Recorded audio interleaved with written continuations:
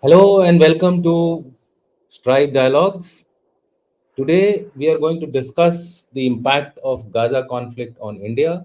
आज हम Gaza conflict का इंडिया पे क्या इम्पैक्ट होगा उसके ऊपर डिस्कशन करेंगे और इंडिया किस तरह उस इम्पैक्ट से अपने आप को सिक्योर करने की कोशिश करेगा उसके ऊपर थोड़ा प्रकाश डालेंगे. We will try to throw some light on that and to discuss this with you all we have Brigadier Rumel Dhaiya sir. Welcome to the show, sir. Thank you, Jan Darshan. It's pleasure and honor for us that you have agreed to come on our show, sir. As you are aware, audience, Gaza conflict के ऊपर काफी discussion हो चुके हैं. We've had a lot of discussions, even in our channel and the other channels are flooded with what is happening in Gaza. But I would just like to give you a brief highlight that people are eagerly awaiting the ground offensive. Of course, there are some special operations which are going on in terms of probing, etc., into the Gaza Strip. There has been a release of two hostages who are American citizens, a mother and a child. There is also a good news for common people of Palestine that the first convoy, जो पहली convoy थी add की, वो रफा crossing से अंदर घुस गई है. तो थोड़ा सा जो पैलेस्टीनियन कॉमन पब्लिक है उनके लिए एक रिलीफ की बात है. अब हम डिस्कस करेंगे कि भाई आगे how will this conflict impact India, sir. Opening comments by you, sir, and then we will take on some questions there. Uh, Thank you. And all of us know that this conflict is affecting large number of people adversely. Israel has lost more than 1,400 people, this time mostly civilians, as against total of 2,000 soldiers they lost in the 1973 Yom Kippur War. The treatment given to ladies and children, people in general, has been horrendous. And obviously then this has brought about quite a lot of revulsion in the world, as you know. And certain things stand out. Of course, the common whipping kind of organization is intelligence failure. Frankly, intelligence failure, this is not the first time in the world or in our region that intelligence failure has taken place. 9/11 was no lesser an intelligence failure. In our own case, Kargil was an intelligence failure. Attack on the parliament was a intelligence failure. Galwan, to an extent, let me be very frank, because if we really want to take care of our security going forward, we need to admit the mistakes that we have made or shortcomings that we have encountered. Galwan itself was a failure.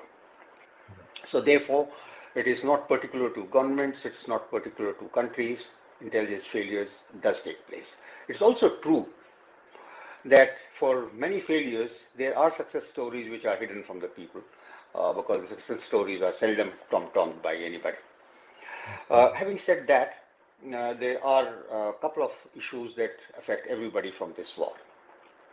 One is that many jihadis and many anti-national elements might end up getting inspiration from this conflict. What Hamas did with rudimentary weapon systems, with very basic drones, with Bangalore torpedoes, and very old AK-47 rifles.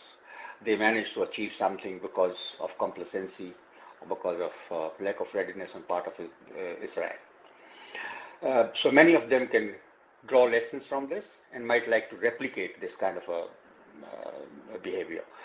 But some things that we need to really understand is that, first of all, whenever a country is doing well economically or geopolitically, the country tends to be complacent.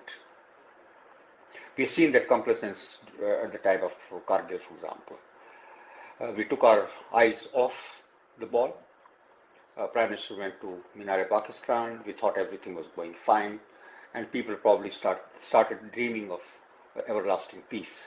And we had Kargil coming in. Situation in Northeast was improving like anything, and we all of a sudden have Manipur flaring up and not coming under control easily. So therefore, one is that other elements who were against, and we have no dearth of people in the country who are troublemakers. Yes. Many of them, and we have no dearth of external actors, particularly from the West, but also from the East these days, for various reasons, various motivations, who might be tempted to attempt something of like this. So what stands out basically, and what we need to guard against, is that sometimes we try and treat other states or non-state actors as real mirror image of ours. That since we can't do a particular thing, or we don't want to do a particular kind of thing, others would also be behaving like that. So therefore, there comes the necessity of constant vigilance. That's where it comes. The other thing which stands out from Gaza and which is applicable to all of us is this: that whenever there are divisions in the country, particularly the political divisions, whenever the politics is focused on individuals' survival or individuals' promotion, then there is a lot of disruption in society as well. Society gets divided.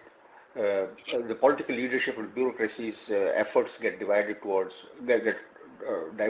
their own well-being and own survival, and because of that, countries' overall defense preparedness or security preparedness suffers. And this is a typical example of what's happening in Israel for the last couple of months, where even conscript groups had said, we will not join. Recall notice should be required to go. However, the patriotism has trumped that, and people are leaving their jobs in universities in America and coming back and joining this war against Hamas. So that's another thing. Third thing is this, that although some people are saying things that Palestinians, human rights must also be respected. Why not? They must be respected. But at the end of the day, what has become absolutely clear is that it is nobody's war, except for Palestinians' war. Yeah. Even West Asian countries are making hollow noise, but as far as they are concerned, they are going about their business in a usual manner. They are not too concerned. Nobody is too concerned. Even America is concerned only to the extent that they don't want a flare-up. Yes. Another flare-up, which might distract. American polity, as you know, is in bad shape by itself. Internal dynamics are so bad today. The polity is fractured. The previous president is under investigation, and a couple of charges have been framed against him in a couple of cases. The House doesn't have a speaker. Going forward, they are badly trained in Ukraine. So the whole world is, in a way, is full of conflicts today. It's a chaotic situation. Under this chaotic situation, when everybody is trying to guard its own turf, it is nobody's war. So should something happen, in our case also, we cannot expect anybody else to come and support except for making minor little noises in us. So we need to be therefore careful, and we need to be taking care of our security like never before. Sir, while absolutely you put the whole thing into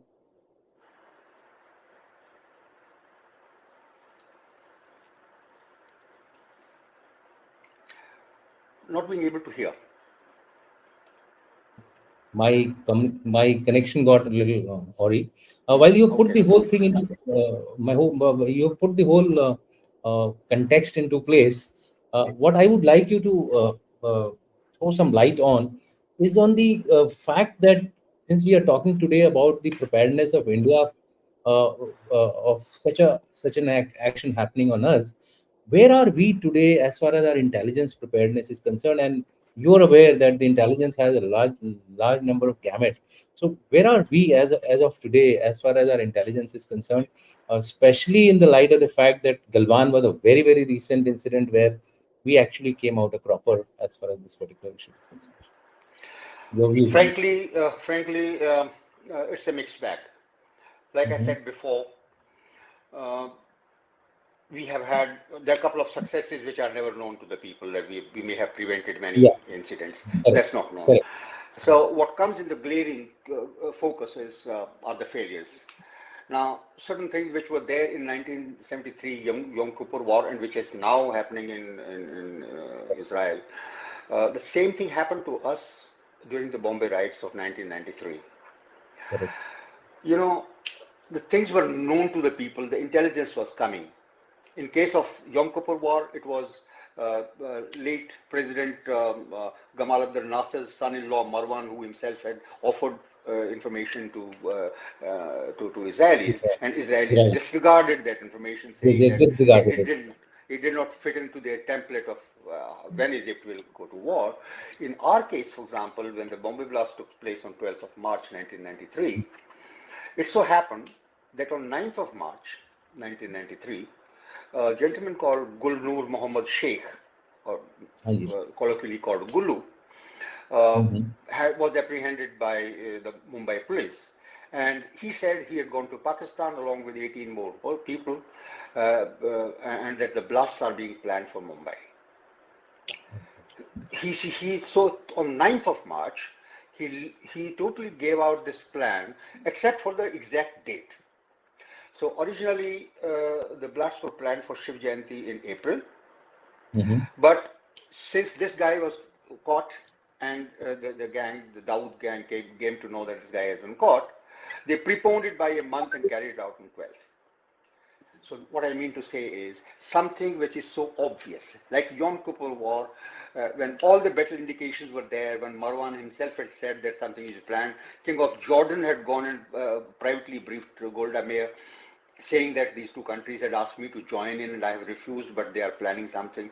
He had gone and said it even as late as in September 73, and on 6th October this thing happened. So what happens is that the complacency is one part. Another part is our assumptions.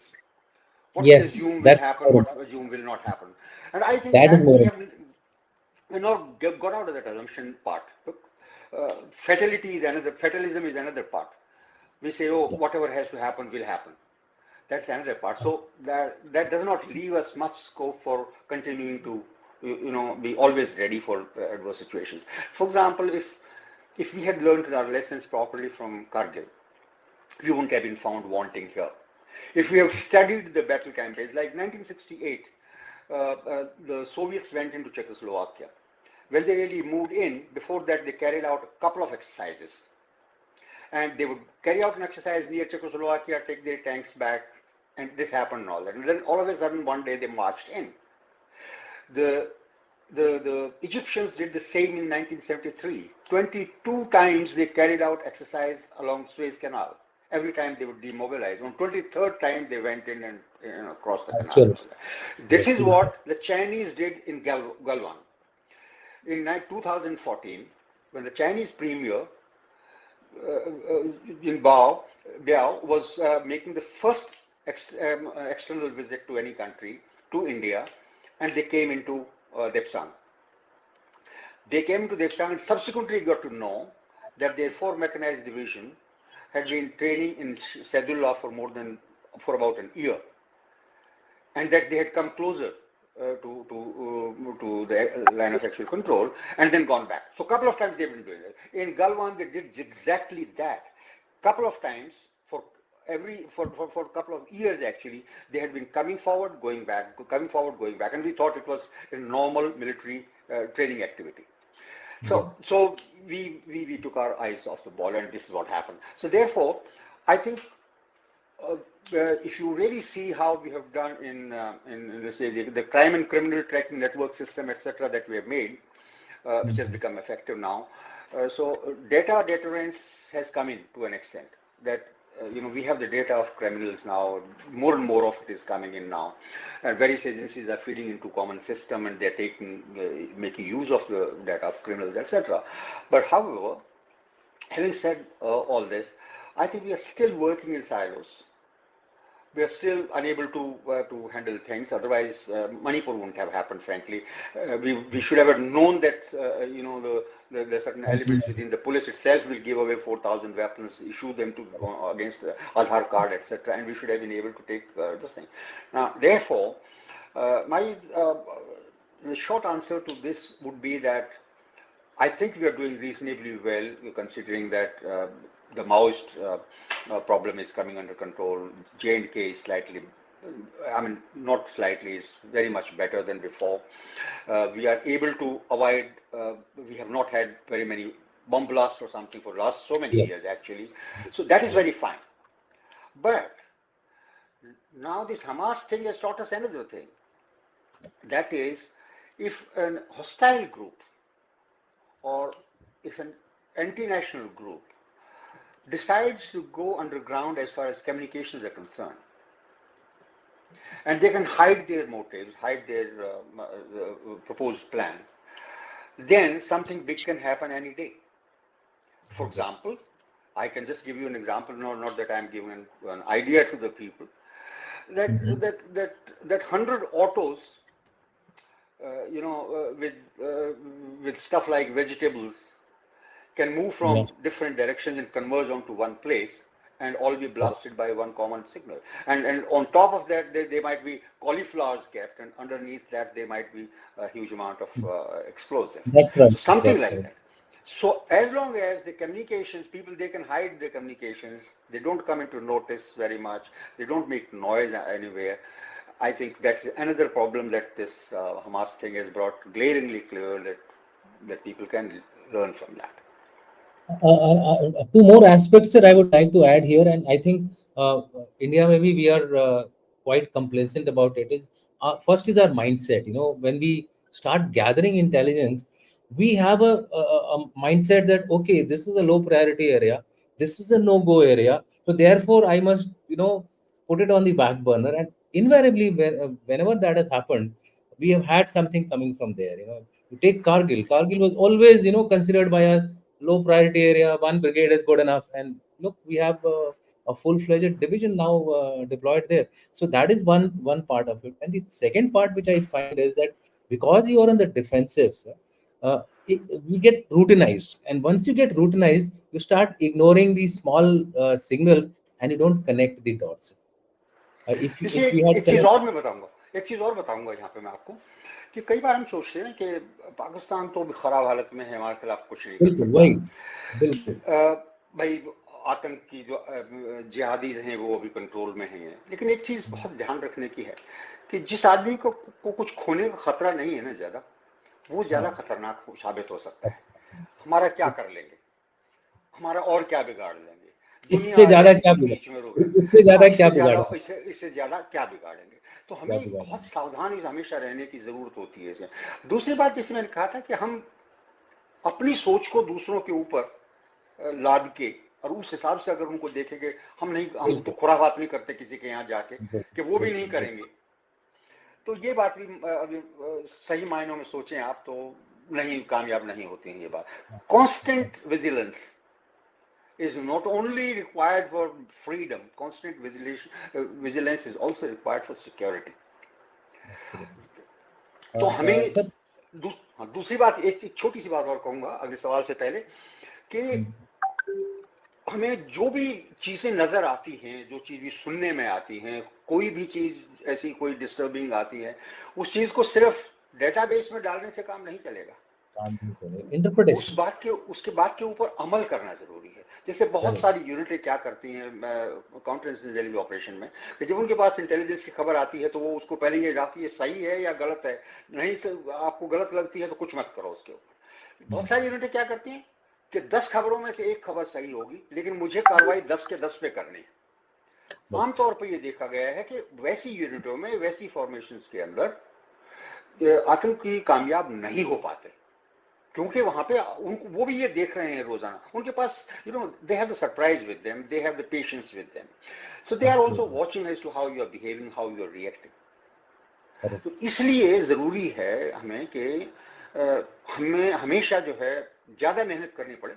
अभी security ensure करनी है आपको, तो जरूरी है कि आपको ज्यादा मेहनत करनी पड़ेगी, ये बहुत हम सबके लिए जरूरी है।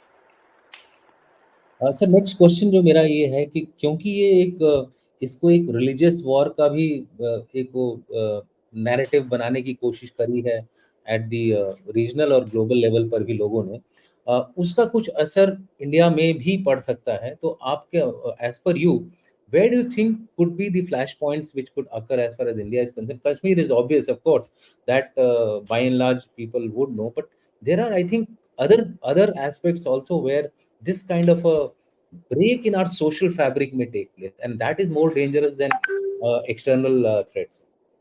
I personally feel that, look, the answer to this has to be a nuanced answer because the picture is not very clear. First, Yeah. Hamas is a Sunni organization if you look at it from the religious point of view, simply. And Absolutely. supported by, its closest supporter is Iran, which is a Shia country. Which is a Shia organization. All right? Armenia is Christian country, but Shia Iran supports Armenia, whereas Azerbaijan is a Shia Muslim country, and Correct. Azerbaijan and Iran are not very close otherwise. And Israel, on the other hand, is supporting Azerbaijan, which is a Shia Azerbaijan. country, Correct. Azerbaijan, but they are totally against Iran, and Iran is totally against Israel. So therefore, this religious thing is all mixed up. That's number Yes. one. Number two, if you see, there is a perfunctory kind of noise coming from various Islamic countries, including Egypt, including Saudi Arabia, including Qatar, everybody. See, Qatar and Turkey are the two strongest supporters of Hamas in any case. Rest all others are just making perfunctory noises because everybody wants to go ahead with its own priorities. Saudi Arabia is wanting to make a neon city. United Arab Emirates is interested in spreading its trading links and making the place attractive for foreigners to come in and wants to maintain that prosperity. Nobody wants to disturb its prosperity. Open questions are being asked, for example, in Saudi Arabia of Hamas to say, did you ask any one of us before you launched this attack? Did you expect Israel not to retaliate or exact revenge from you? Did you not know that Gaza civilians will be hurt? How did you expect that we will come and fight with you on this when you don't even take us into confidence? Now, all these questions might sound rhetoric because if they had asked or made a mention of this to Saudi Arabia would have gone and told Israel first of all. They would not have let this thing happen. So these are rhetorical questions, but they also somehow point to that unease in Islamic countries that they have been put into a very difficult situation. What do they do? The street, the emotional aspect of it, the many people being Muslims would be demonstrating, would be asking, they're putting pressure on their governments to go and take some action when they see their fellow religionists being killed. It's quite natural. But at the end of the day, everybody has washed their hands off the Palestinians for a very long time. To the extent that even those who left Israel in 1948 or 1967 haven't been given citizenship even in Qatar, which is the closest supporter of Hamas, or even in Turkey. The Palestinians who are living there are stateless people with no nationality. They don't have passports of those countries, except for some leaders who have been given for convenience of their moving around and all that. So therefore, I don't think even in India there is a very deep connect with the Palestinian cause per se, or that people will go out even on the streets in large numbers to go and protest against Israel. And another thing that comes in here is that as far as the country is concerned, every citizen who now understands things also knows that we have always been steadfast supporters of Palestinians throughout. We have also been always supporting a two-state solution. Even now, the official statement from the MEA has been for two-state solution. And we always talked about dignity, security, and safety of Palestinians, along with that of Israelis. Correct. So, and on most of the resolutions in the United Nations, whenever a question of Palestine and came, we have voted in favor of Palestine. So I don't think people in the country are misguided by the fact that the Prime Minister said, spoke to Mr. Netanyahu and said, we are with Israel. I mean, there is a reason why he said so. We have suffered from terrorism for such a long time. And the world has actually overlooked those kind of protestations also from our side. For America, for example, the word terrorism got coined only after 9/11. Before that, as far as they are concerned, terrorism didn't exist. So therefore, and we have suffered quite a lot. So we can sympathize with the Israelis. They have taken they were lapses. Everybody, their leadership has accepted that they were lapses. Their leadership will pay the price for it the way the war ends, the day the war ends. All that is there. But obviously, we had to be sympathetic towards the Israelis who were butchered in a manner like this, and it was a case of terrorism. And so we were right in doing that, but we are also simultaneously, politically speaking, we are with Palestinians, and we don't conflate Palestinians with Hamas. We don't consider Hamas as their representatives because their own actions have harmed Palestinians more than anybody else. So I do not expect in India that there will be a kind of a threat scenario developing against the state because of what is happening in Israel and Gaza. Uh, uh, while I fully agree with you, sir, but if we go into history, uh, when 9/11 happened, it gave a kind of a message across the world that look, you can do such and such action at such and such level against America. So there were a lot of groups which got emboldened. कई groups के ना पर निकल आए. तो उसकी वजह से then we had a series of attacks in our country. Parliament attack took place. Mumbai attack took place. So there is something called, as of now, the terrorists, especially who are concentrating on the Kashmir issue, etc., are on a low key. But this incident might give them that idea that look, we can do something and maybe do it in the hinterland or places other than Kashmir also. So Undoubtedly. if if that kind of a thing happens or not, suppose if it is a low, I mean, I take it that okay, probability is not very high, but there is some probability that it might happen. Do In fact, you I would think say, that we should focus on preventing such a thing and not repeat the same mistakes which happened? Otherwise, we'll of also course, become like Israel, not it is, connecting the dots, it not is, it connecting the is, dots. it's absolutely, you are right, you are 100% right. And like I said before, two things I said before, that the others will get inspiration from what has happened. Even if the Palestinians suffer a greater loss, many people amongst the Ummah who are more religiously inclined towards, or not religiously, I would say, uh, not in the The cause could spiritual be anything, sense, sir. but The cause could not be in the anything. spiritual sense. Yeah, Yeah. so they would definitely be inspired by this action to say that people with limited resources can do just Yes. this because they were ready to kill themselves, and because they get religious inspiration from the religion to say that when you die fighting jihad, you go straight to heaven. Yeah. And these, in the minds of some people at least, these kind of things, are deeply entrenched, deeply embedded. So definitely people will have this kind of a inspiration people will get. And this will certainly happen, 100% happen, if they see we being complacent. If they see Yes. we not taking this kind of a threat seriously. So therefore, whereas we don't have to go around with drums, shouting around and beating the drums around, saying that we are going to fight jihad, we are going to do this, we are going to do that. But our internal mechanisms, our ability to detect, our ability to analyze quickly, and ability to prevent, in fact, have to be strengthened more rather than sitting on our laurels and saying that we have been able to prevent any big incident for a long time. Pulwama is not old. Pulwama is, I mean, it's recent history, you see, and the kind of complications it created, that, and those kind of complications can happen again. And what does it take? It lets us just take one suicide bomber actually with some Absolutely. explosive to do a massive damage like this.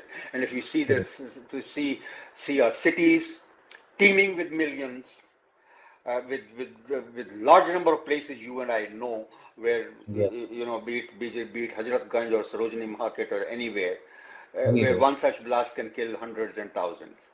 So that's right. therefore, we can simply ill afford to neglect the lessons that some miscreants or some terrorists or some incidents might get out of this kind of activities that Hamas has done, and the need for, even greater need for vigilance, greater need for preventive measures to be taken. There is no doubt about it. Sir, we'll now go a little beyond the local ground level thing.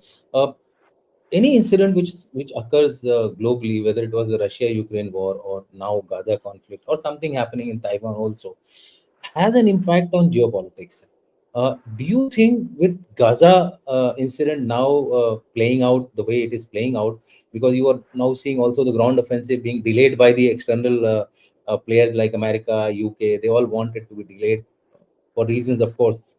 Human angle is the major factor, that they want some supplies, etc., to go into Gaza for the common public. How will India now pitch itself at the regional and the global level? Regional, by that I mean in the Middle East, and overall at the global level. What should be India's approach, or what is going to be the approach of India? I put you as S. Shankar, and you could just Okay, elaborate on. I mean, big shoes to fill actually, but I'll try my bit. The thing is Yeah. this. Uh, like I said before, there is a chaos all around. If you see, there are Yeah. cleavages. See, you have U.S. Russia thing, you have U.S. China thing, you have U.S. Iran thing, you have Saudi Arabia Iran. Uh, so you have Turkey, Greece. Uh, you have India and China not being on very friendly terms. I would mildly say that. Yeah. Uh, Japan, China, Australia, China. So what happened is, if you overlook minor kind of this thing, the world is basically divided now, getting divided on two sides. Even on Israel and Palestinians think there is a fair degree of commonality between the approach of China and Russia. They have not openly criticized Hamas. They are basically asking for Israel to be Yes. restrained, and two-state solutions Yes. come in and all that. Probably wrong time to talk about it, but they are still doing it. And there are a large number of countries in the global south.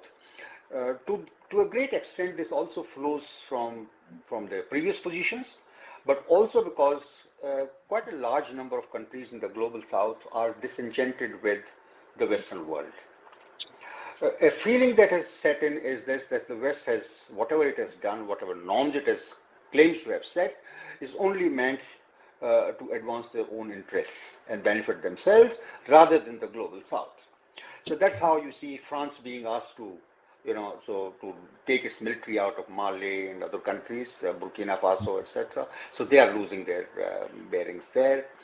Uh, Morocco, for example, is now trying to lead an independent path and making use of its phosphate reserves and graphite, etc.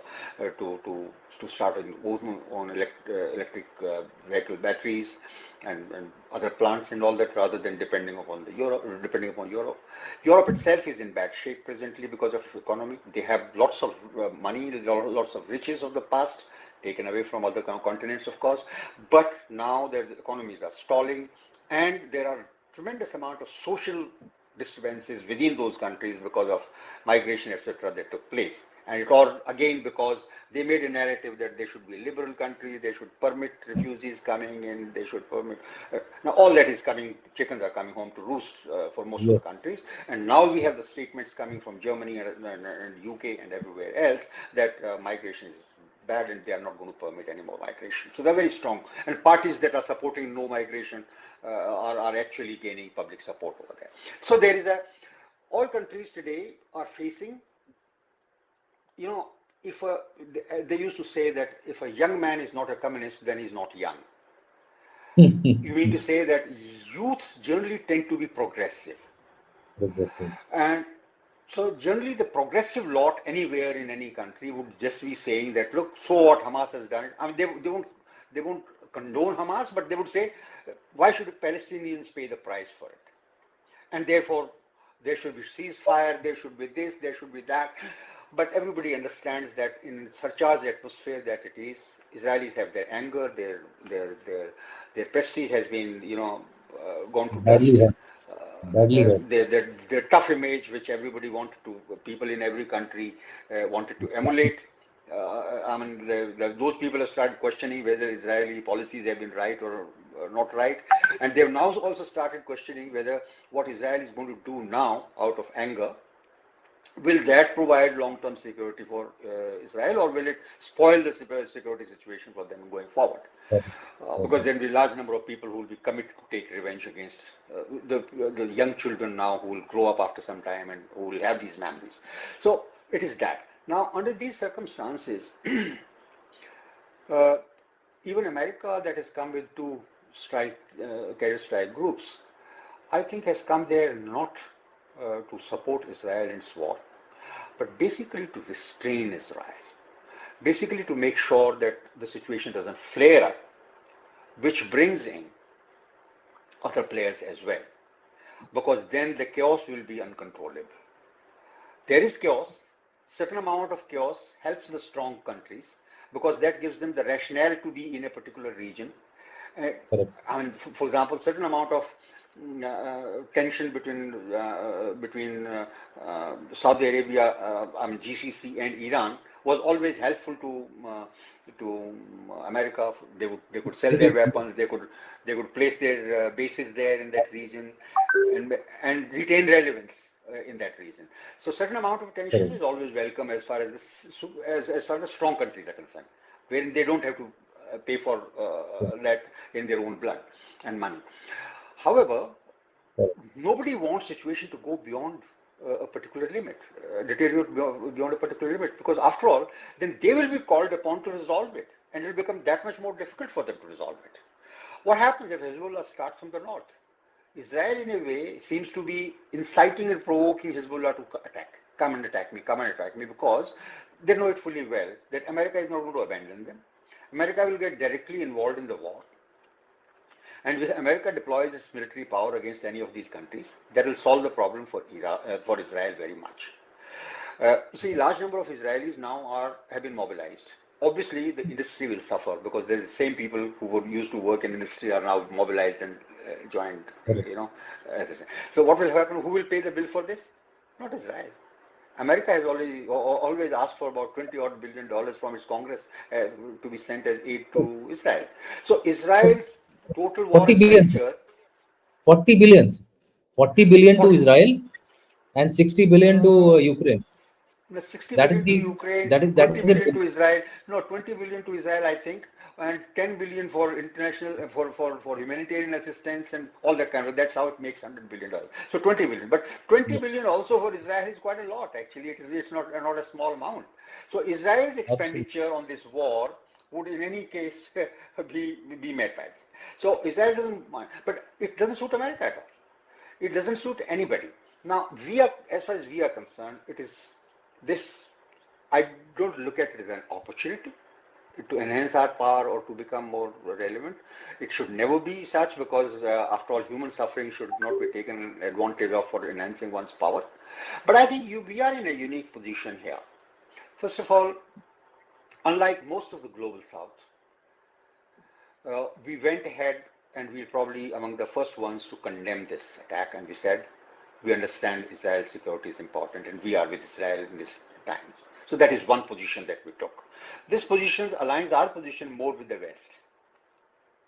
Yet, we are officially committed to and retain that position that we are in for two-state solution, and we want Palestinians to be supported and nobody should suffer. We are there also. Global South is also in a position that they can't condone what Global South has done. I mean, they don't have that strong voice, or even if they say something, let us say, in a small country somewhere in Africa, that won't be heard very much in the world. But when India speaks today, it is heard.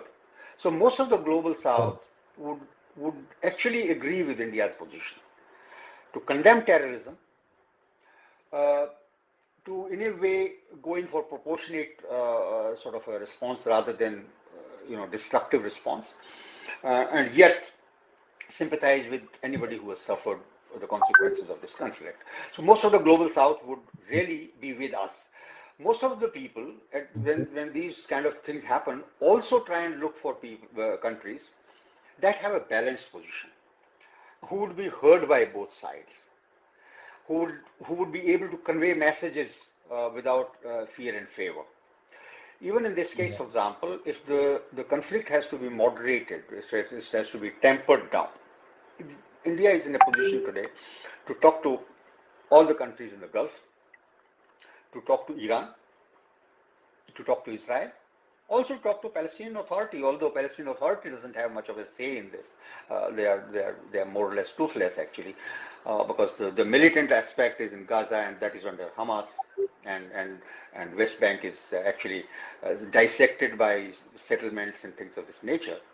But all the same, we are in a position today that we can talk to each side.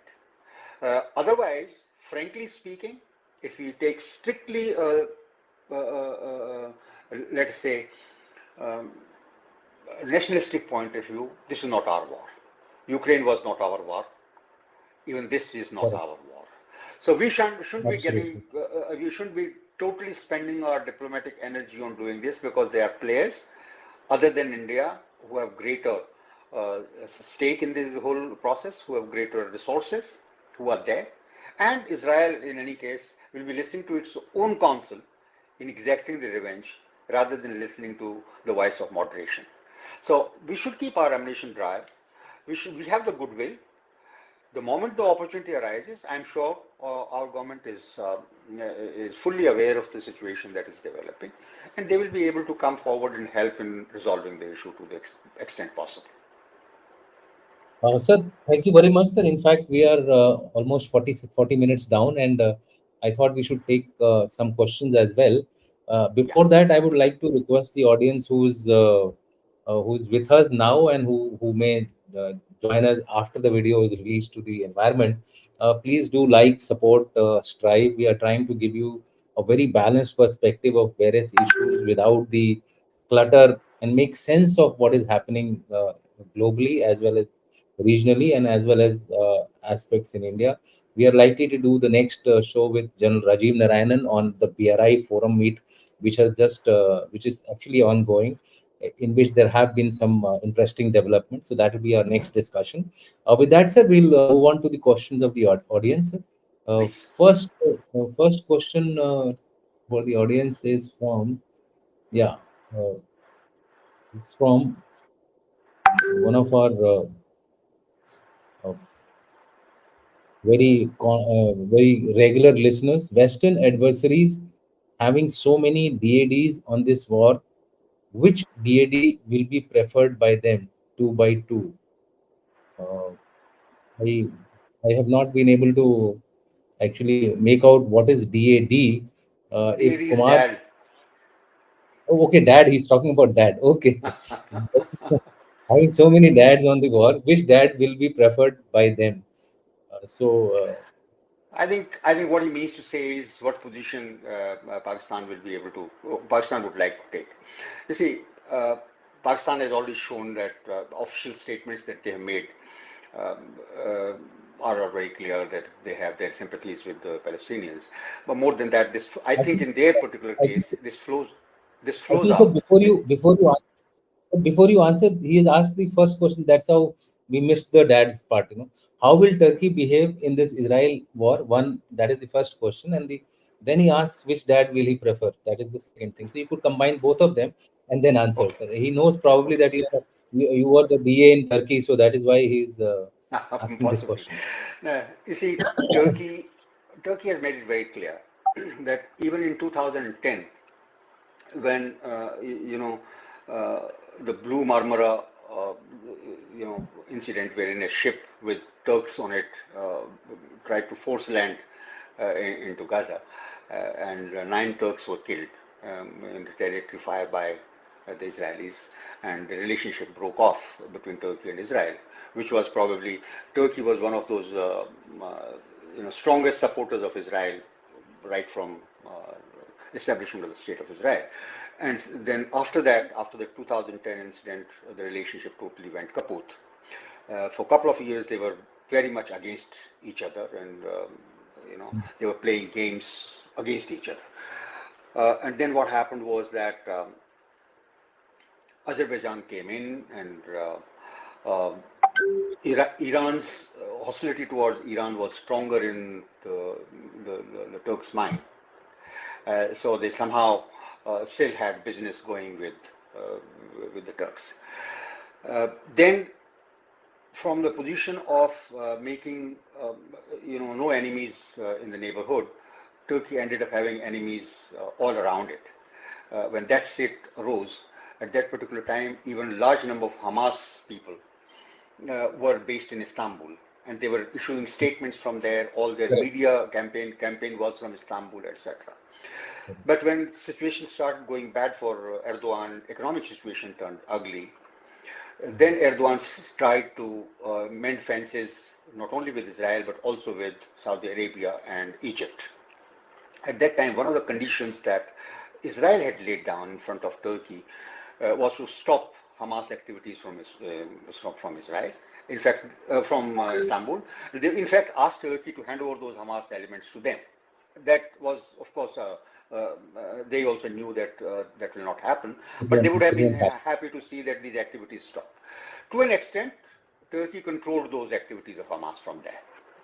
Also because Israeli help in Azerbaijan was to Turkey's liking. But now, again, the same kind of attitude has resurfaced. Erdogan himself made a very tough statement 3-4 days back, and he again talked of genocide by Israel, and he used language of that nature. Fundamentally, Turkey and Israel have irreconcilable differences. Turkey wants to be a boss of Mediterranean. Turkey wants to have more control over waters around Cyprus. Turkey wants to have their say in oil and gas things over there. Now, all those kind of activities, and the latest was this, of course, India-Middle East economic corridor, which Israel has which Erdogan has very strongly opposed and used some harsh language against it and proposed his own sort of corridor. Iraq corridor. Yes. So therefore, I personally feel that this particular event for next couple of years will strain Turkey and Israel relationship. And it's only towards next elections which Erdogan won't be able to fight, but then he will want probably his younger son-in-law's younger brother, or his own some other proxy to replace him. It's at that time that he'll again probably try and make relations good with Israel. But I think the relations have gone bad because of this event, so they have suffered badly from this. As far as other countries are concerned, all countries are actually they don't care for Pakistan very much today. In fact, as bad as they don't care for Palestinians, they don't care for Pakistan also, how Pakistan feels. The only thing that will happen is that if Israel attacks Iran, Iran tests a nuclear weapon immediately because that gives them a justification for it. If that happens, then both Turkey and Saudi Arabia needs nuclear weapons, and the source, the dukan from which they can buy is to our west, from where they will buy it. Is to our west. So that is what is more important here, I think. Otherwise, Pakistan's reactions don't matter at all. Also, the next question is from JBJ. Ask Dhaya sir your take on two incidents: Hezbollah anti-tank rocket. Actually, people are so interested in the Gaza conflict that although we are discussing India, they are still going on to the Gaza conflict. I think that's normal, and we should accept that. Hezbollah anti-tank rocket killed one Israeli reserve soldier. Two, IDF does air bombing in West Bank camp with casualties. Question: will second and third fronts open? Basically, he's talking of the fighting going in West Bank as well as Lebanon. Let me take the second question first, because this is comparatively easier question. You see, the ultra-orthodox, particularly their security minister, he keeps needling even the Palestinian Authority in the West Bank. Keep increasing settlements, keep sending people into Al-Aqsa Mosque, creating conflict over there. Now, all that, despite the political differences between the Palestinian Authority and Hamas, one controls Western Bank, truncated Western Bank, West Bank, Correct. and of course Hamas totally disregarding and disrespecting the authority of Abbas and his authority. Absolutely. Absolutely. So despite this, they have the definite. After all, they are all Palestinians and their own Correct. kith and kin. So any actions being taken against Gaza, Palestinians in Gaza, definitely inflames passions in West Bank also. But I would personally feel that if Israel is also looking at the end game, and where do the Gazans go after they have flattened all the buildings? Would they like a tent city come up there, and the tent city is reminding the whole world every day of they will turn all that into atrocities, because after all the opinion shifts very quickly. If they see large-scale destruction in Gaza, then they'll start blaming Israel thereafter. The sympathy will shift that side. So, but ultimately, if let us say one of the solutions being thought about is that Gaza, somehow Israel will manage to shift large number of people from Gaza into West Bank, consolidate them there. Now that doesn't suit anybody in any case. But if they have to do that, then they have to keep West Bank quiet. And if they have to keep West Bank quiet, then they will have to use less force over there. So I would personally feel that Israel would not like to go all out to subdue Palestinians in West Bank. Nobody else outside is ready to take Palestinians. Why Egypt is not opening Rafah gate for Palestinians to go out, because they know it very well. Anybody who comes out of Gaza is not going to go back into Gaza. So if they come into Sinai, then they will have to settle them in Sinai. And who wants that to happen? Nobody wants that to happen. It's a double whammy. Israel gets to expand its territory more, and Gazans are becoming stateless again. So nobody wants that. So therefore they go slow on West Bank ultimately. Now comes the question of Hezbollah. Look, Hezbollah is much more powerful than Hamas, undoubtedly. Hezbollah is much more battle-hardened, because they have fought in Syria, they have fought against all kinds of proxies and fight. They literally fought against Turkish forces in Idlib and all that. So they are very battle-hardened. Yet at the same time, they have lost large number of, I think Hezbollah must have lost 4,000 to 5,000 fighters of their own. And the Hezbollah cadres are not, infinite. There are limited numbers of people who can actually be fielded by them. Yet they have large number of rockets available to them. They have drone capabilities. They have N802 kind of missiles which can decapacitate Israeli Navy vessels and things of that nature. They are much more powerful. Yet, please remember this: why Israel is baiting them every day. Kiryat Shimona has been one of the large towns in north of Israel has been evacuated, for example. Yes. All that, Israel is not only getting ready. Out of these about 4 lakh reservists who have been called in, about 1 lakh have been sent to the northern borders. Israel, in a way, is trying to bait Hezbollah for 2 reasons. One, the confidence that Americans are there, so Americans will come to their aid in case this war in 2 fronts takes place. That is number one. Second is that the unclear victory of 2006 is really rankling in their minds. And actually, they want to square that up. And the method, if the war takes place over there, they would try and replicate, what should I say, they'll try and make a Grozny out of southern Lebanon. They'll try and demolish them totally. So there is a certain amount of the revenge-seeking kind of an inclination in the Israelis. But I think Iranians are rational actors. Iranians are very rational. And the very fact that even Americans are saying this, probably a damage control or an escalation control measure. The statements are sometimes surprising. American officials are, for example, saying that the reason why, the fact that Hezbollah and Iran did not launch any attacks against Israel when it was weakest on 6th, when their attention was diverted to the south, and they were not mobilized. The fact that they did not launch the attacks means that they were not involved in planning of this operation, or they did not dictate this operation. Now, this is the kind of statement. When we take it with a pinch of salt, thinking that America doesn't want the escalation to take place, and that is why probably they are trying to temper down, the rhetoric. Possibly, it is possible. I'm not saying it is the fact, but it's possible. If that be so, America doesn't want it to happen. Israel wants it to happen. Hezbollah will respond proportionately unless they are attacked fully. I would personally feel that unless unless Gaza is flattened, or at least half of Gaza is flattened and all that, and when there's internal pressure develops, Yeah. too much internal pressure develops on Hezbollah, and Hezbollah targets themselves are attacked and all that, minor little skirmishes, minor little artillery duels, minor little helicopter raids or something like that, or drone raids or something like that, I don't think we'll get Hezbollah directly into not at least not at this stage.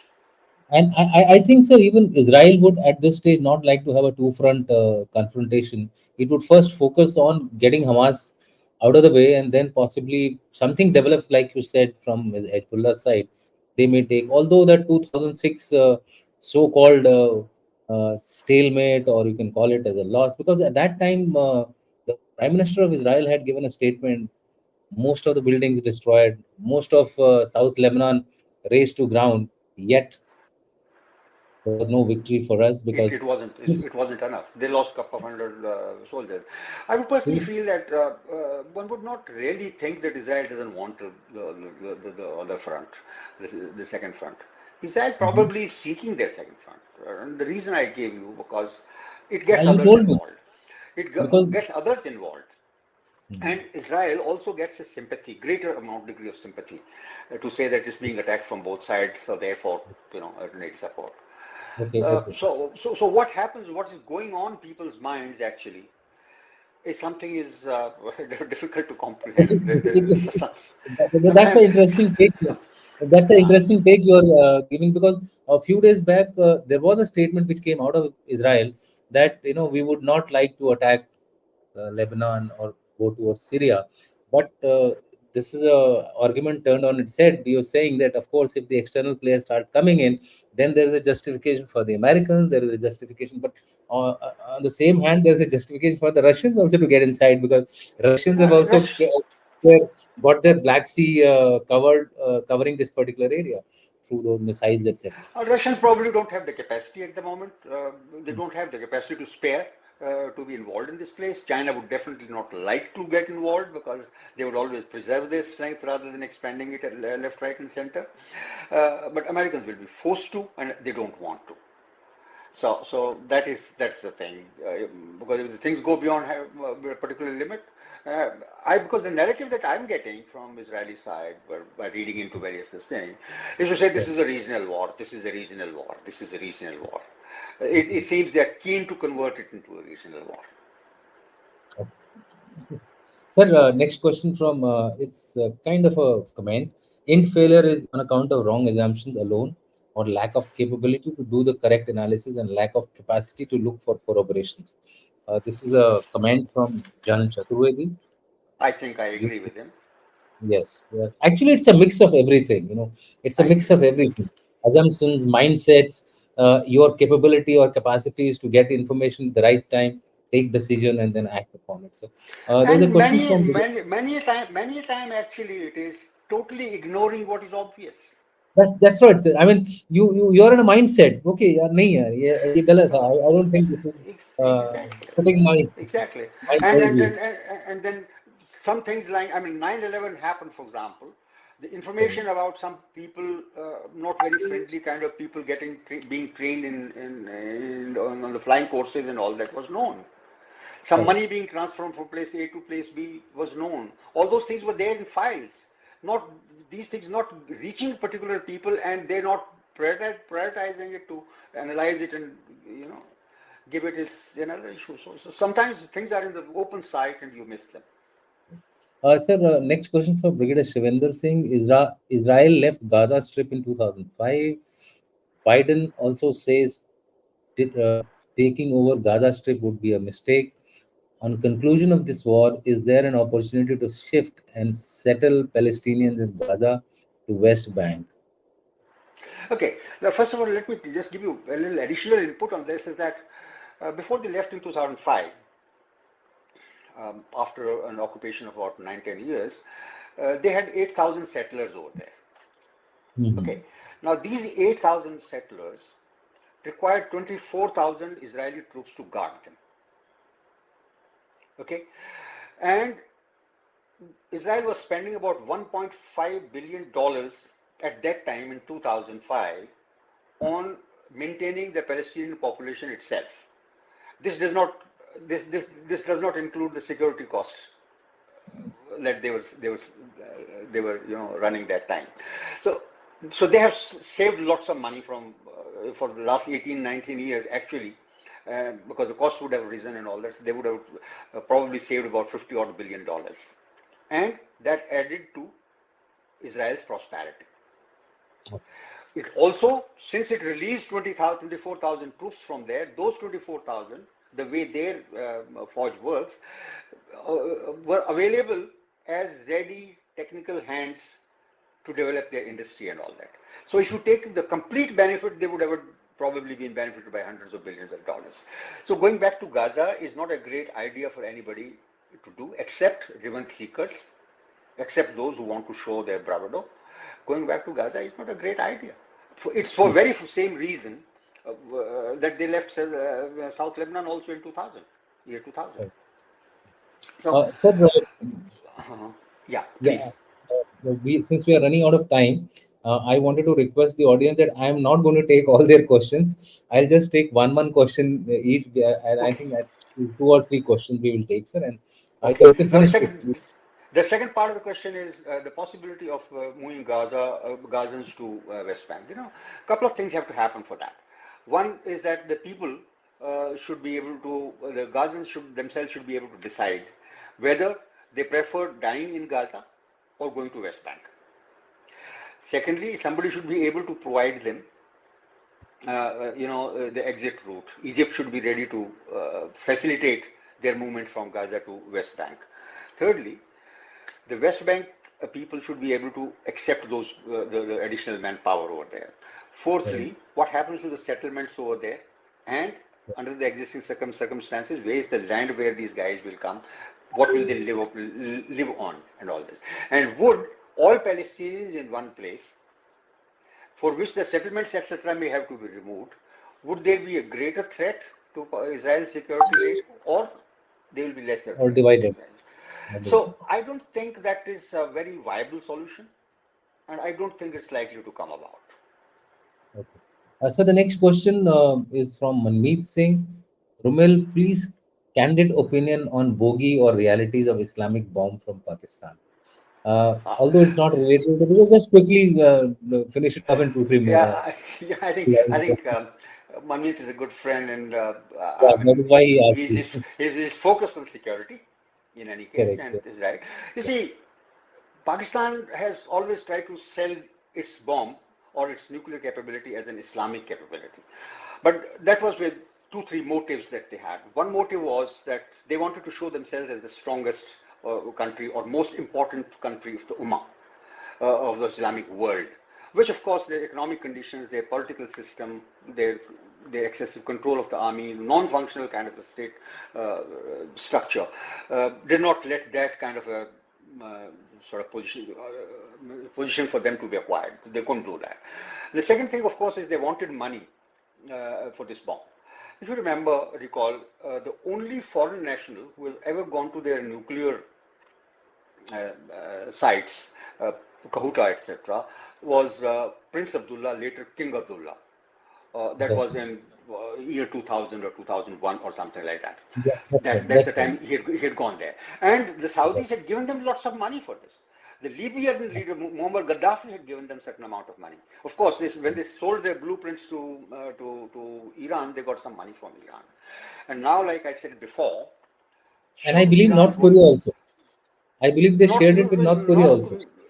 With North Korea, what they shared is they shared the nuclear technology with North Korea in return for Taipodong and Nodong missile technology.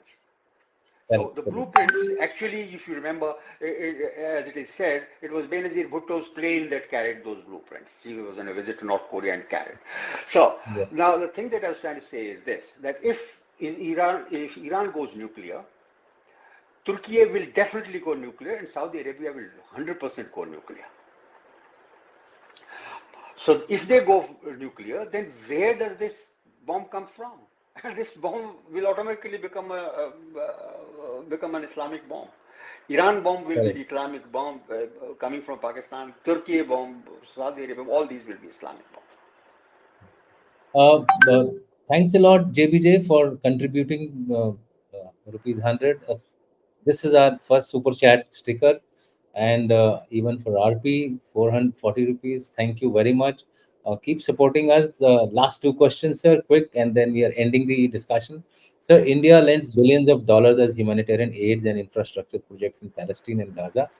Those money facilities using against Israel and India. Should India give up two-state solution? I think you already spoken about it, but you can just give Yeah, first a of all, brief view the on aid this. hasn't been in billions actually. It has been in millions, couple of hundred millions, not in billions. That is one. Spread over, and it's been given in various forms. Quite a lot of it has gone through the UN channels, and somewhat from Correct. our own directly, particularly for running their embassy in Delhi and all that kind of a thing. So sometimes for logistic costs, etc. So it has been in millions and not in billions. However, our support for Palestine has been on the political plane. Uh, so much on political plane, as part of non-aligned movements, one of the leaders, leading lights of non-aligned movement. So we brought quite a lot of world opinion behind this cause of Palestine to keep it alive and supporting them. And we have been doing it till date.